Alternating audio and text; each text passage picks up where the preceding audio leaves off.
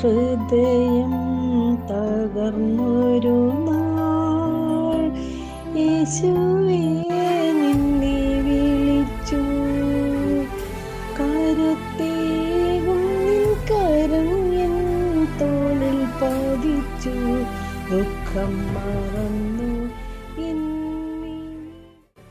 പിതാവിനും പുത്രനും പരിശുദ്ധാത്മാവിനും സ്തുതി, അതിലെ പോലെ ഇപ്പോഴും എപ്പോഴും എന്നേക്കും ആമേൻ. പ്രിയപ്പെട്ടവരെ, ഇന്നത്തെ ദിവസത്തിൻ്റെ പ്രത്യേകത 40-ാം വെള്ളിയാഴ്ച എന്നാകുന്നു.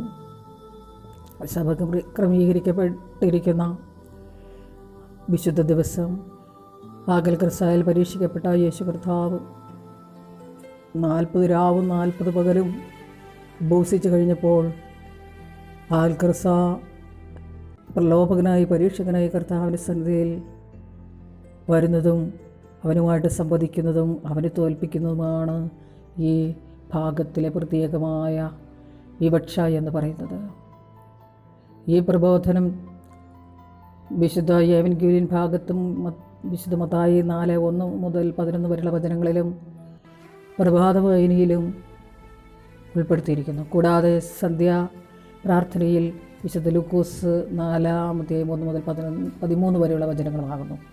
സഹോദരങ്ങളെ, ഈ 3 ഭാഗങ്ങളിലും 40-ാം വെള്ളിയാഴ്ചയുടെ കാതലായ ഭാഗമെന്ന് പറയുന്നത് മോശയും ഏലിയായും നോറ്റ നോമ്പ്, നമ്മുടെ കർത്താവും നോമ്പ് നോറ്റ് ജഡമയനായി മനുഷ്യനായി നമ്മോടുകൂടെ ജീവിച്ചുകൊണ്ട് ഈ ഉപവാസത്തിൻ്റെയും പ്രാർത്ഥനയുടെയും മഹത്വം എന്താണ്, എങ്ങനെയാണ് സാത്താനെ തോൽപ്പിക്കുന്നത്, സാത്താനെ തോൽപ്പിച്ച് ശക്തി സംഭരിക്കുന്നത്, പരിശുദ്ധാത്മാവിനാൽ നയിക്കപ്പെടുന്നത്, പരിശുദ്ധാത്മാവിനാൽ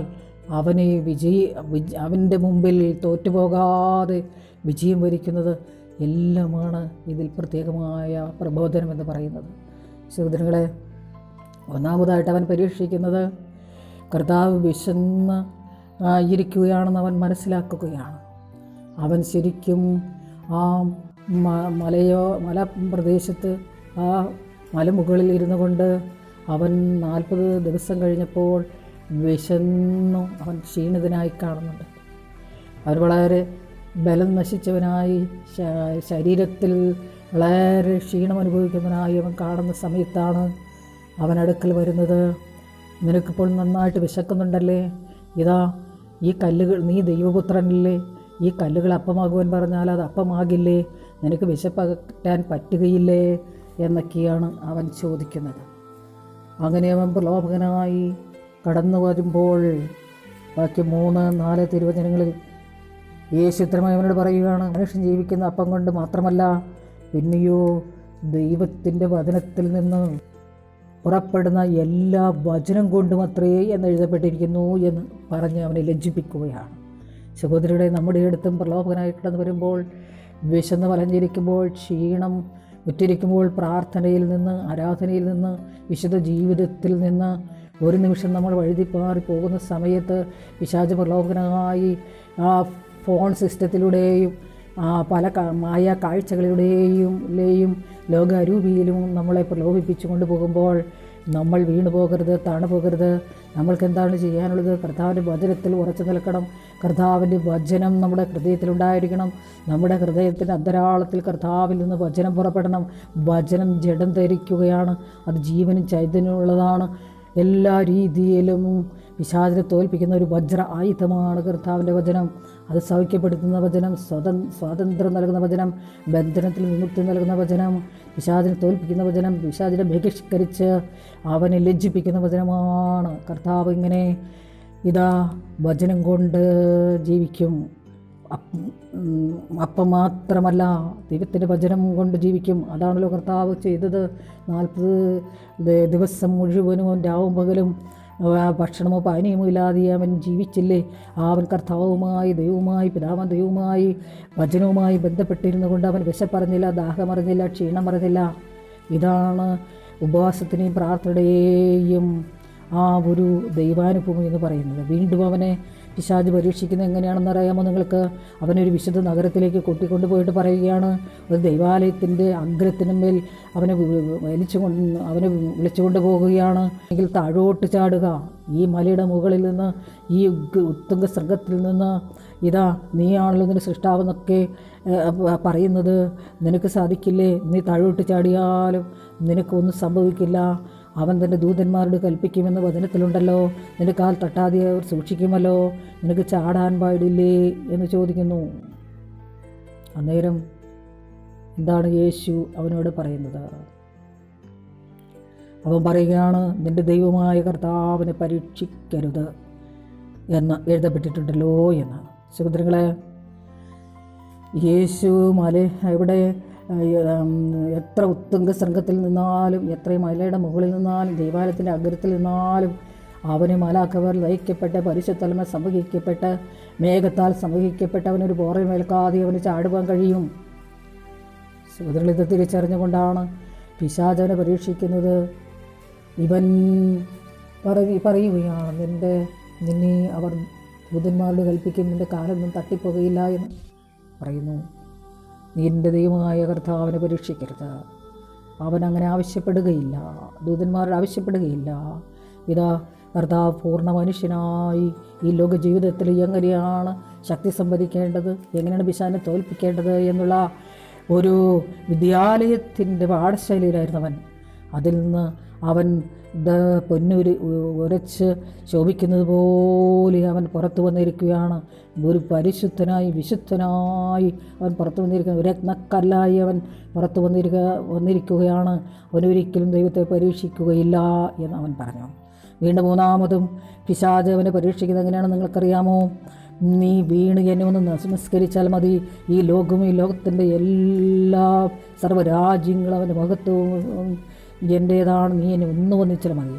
അവൻ പറഞ്ഞത് ശരിയാണ്. ഈ ലോകം മുഴുവനും ലോകത്തിൻ്റെ പ്രഭുവാണ് അവൻ, പിശാച്, ആകൽ കർസ. ഇതാ ആ സ്വർഗത്തിൽ അവനോടുകൂടെ ഉല്ലസിച്ചിരുന്നവൻ പാപം ചെയ്തിട്ട് ലോകത്തിലേക്ക് ബഹിഷ്കരിക്കപ്പെട്ടപ്പോൾ അവൻ പൂർണ്ണരൂപം, പിശാചിൻ്റെ പൂർണ്ണരൂപമായി അവൻ മാറിക്കഴിഞ്ഞു. അവനാണ് ഏദനിൽ ആ പൂർവ്വസർപ്പമായി ഹവ്വായെ വഞ്ചിച്ചവൻ്റെ ശക്തമായ ആളത്വമാണ് ഈ ലോകത്തിൻ്റെ പ്രഭുവായ സാത്താൻ. അവൻ പ്രലോഭനത്തിലൂടെ കർത്താവിനെ പരീക്ഷിക്കുകയാണ്. നീ നിന്ന് വന്ദിക്കുക. അവൻ ആഗ്രഹിക്കുന്നവൻ അവനെ ദൈവത്തെപ്പോലെ ആകണമെന്നാണ് എപ്പോഴും അവൻ്റെ വാഞ്ച. ദൈവത്തെപ്പോലെ ആകണമെന്ന് വാഞ്ചിച്ചപ്പോൾ നിഗളം അവൻ്റെ കൈമുതലായിരുന്നത് കൊണ്ടാണ് അവൻ ഭൂമിയിലേക്ക് നിവദിച്ചത്. യെശയ്യാപ്രവചനം 14-ാം അധ്യായത്തിലൊക്കെ പറയുന്നുണ്ട്. സഹോദരങ്ങളെ, എന്നാൽ കർത്താവ് അതിനെ വിജയിക്കുകയാണ്. എങ്ങനെയാണ് വിജയിച്ചത്? സാത്താനെ, നീ മാറിപ്പോ, നിന്റെ ദൈവമായ കർത്താവിനെ നീ ആരാധിക്കണം, അവനെ മാത്രമേ സേവിക്കാവൂ എന്ന് എഴുതപ്പെട്ടിട്ടുണ്ടല്ലോ എന്ന് കർത്താവിൻ്റെ കൽപ്പനയാണ്. 10 കൽപ്പനകളിൽ പെട്ടതാണല്ലോ. കർത്താവ് അവനോട് വചനത്താൽ തന്നെ അവനെ തോൽപ്പിക്കുകയാണ്. ഈ പിശാചിന് സകല വചനങ്ങളും അറിയാം. ഈ ന്യായപ്രമാണത്തിൽ, ഈ വിശുദ്ധ ഗ്രന്ഥത്തിൽ പറഞ്ഞിരിക്കുന്ന ദൈവത്തിൻ്റെ വചനങ്ങൾ, പരിശുദ്ധാത്മ എഴുതപ്പെട്ടതായ വചനങ്ങൾ പൂർണ്ണമായിട്ടും സർവ്വതും അരച്ച് കലക്കി കുടിച്ചവനും ദൈവത്തോടുകൂടെ ആദ്യകാലങ്ങളിൽ ഉണ്ടായിരുന്നവനുമായിരുന്നു ഈ സാത്താൻ.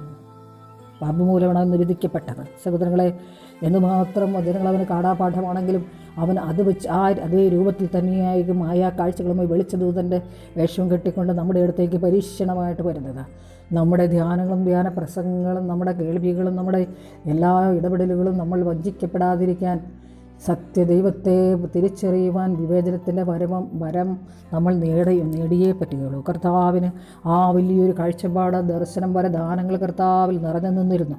ആ നിറഞ്ഞു നിന്നതിൻ്റെ വെളിച്ചത്തിൽ അവൻ പൂർണ്ണ മനുഷ്യനായിരിക്കുമ്പോൾ തന്നെ അവൻ എല്ലാ വരങ്ങളാൽ അവൻ നിറഞ്ഞുകൊണ്ട്, കൃപ ലഭിച്ചതുകൊണ്ട്, പരിശുദ്ധം നിറഞ്ഞ് കത്തിക്കാളിക്കൊണ്ട് അവൻ പറയുകയാണ്, എൻ്റെ ദൈവമായ കർത്താവിന് മാത്രമേ ആരാധിക്കും, മറ്റാരും കുമ്പിടരുത്, വന്ദിക്കരുത്, സേവിക്കരുത് എന്നാണ്.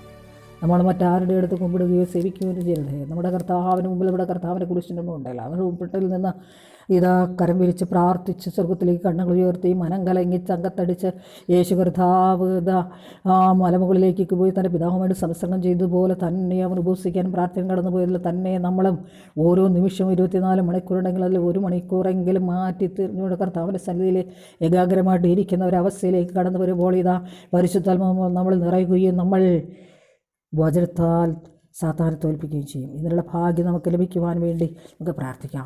ഈ 40 ദിവസത്തെ ഉപവാസം പ്രാർത്ഥനയും നമുക്ക് ശക്തി സംഭരിച്ചുകൊണ്ട് കർത്താവ് ഇതാ കഷ്ടാനുഭവ നാളുകളിലേക്ക് ശക്തി സംഭരിക്കാൻ പീഡാസഹനത്തിന് വേണ്ടി ശക്തി സംഭരിക്കുവാൻ വേണ്ടി അവർ പോയെങ്കിൽ അതുപോലെ നമ്മുടെ ജീവിതത്തിൽ ദൈവം നമുക്കൊരു കഷ്ടാനുഭവം, ഒരു ദുഃഖവെള്ളിയാഴ്ച, ഒരു പീഡാസഹനം വ്യക്തിപരമായ ജീവിതത്തിൽ, കുടുംബജീവിതത്തിൽ, പരസ്പരമുള്ള ബന്ധത്തിൽ, എല്ലാ മേഖലകളിലും, സഭയിൽ, സമൂഹത്തിൽ, ലോകം മുഴുവനും പ്രശ്നങ്ങളുണ്ടാകുമ്പോൾ നമ്മൾ ഈ വചനത്താൽ നിറഞ്ഞ കഷ്ടങ്ങൾ സഹിച്ചുകൊണ്ട് ഉയർപ്പിൻ്റെ സന്തോഷത്തിലേക്ക് നമ്മൾ കടന്നു വരുവാനുള്ള ഭാഗ്യം നമുക്കുണ്ടാകട്ടെ. അതിനുള്ള എല്ലാ ആശംസകളും നേർന്നുകൊണ്ട് ഞാൻ വചനങ്ങൾ നിർത്തുകയാണ്. ദൈവം നമ്മെ സമർത്ഥം അനുഗ്രഹിക്കുമാറാകട്ടെ. Amen, amen, amen. Praise the lord. നിങ്ങളുടെ സിസ്റ്റം അറിയാം.